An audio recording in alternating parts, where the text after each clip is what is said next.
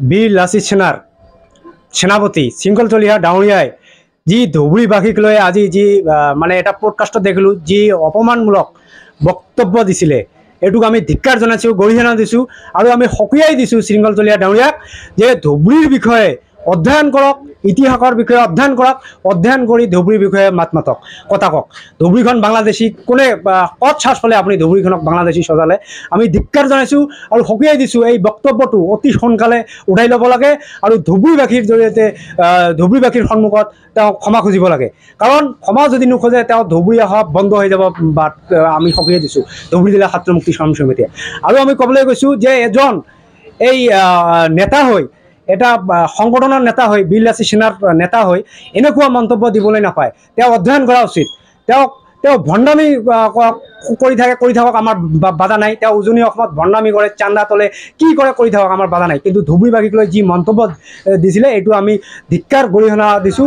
আৰু আমি দেখা পাইছোঁ আজি এজাহাৰ দিছে। আমি ধুবুৰী জিলা আৰক্ষী মহোদয়ক আমি আহ্বান কৰিছোঁ যে অতি সোনকালে এই শৃংখলতলীয়া ডাঙৰীয়াৰ বিৰুদ্ধে কি কৰিব লাগে, পদক্ষেপ ল'ব লাগে।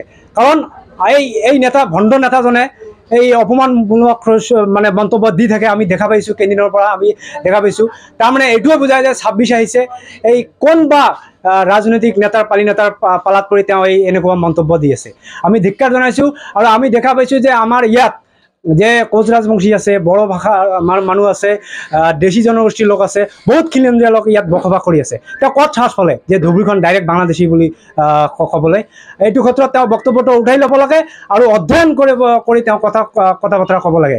কাৰণ তেওঁক মানে যি দেখি আছোঁ, তেওঁ উচ্ছৃংখল হৈ যি মাইকৰ আগত যি মন্তব্য মানে যি আহে মুখত তেওঁ সেই মন্তব্য দি থাকে।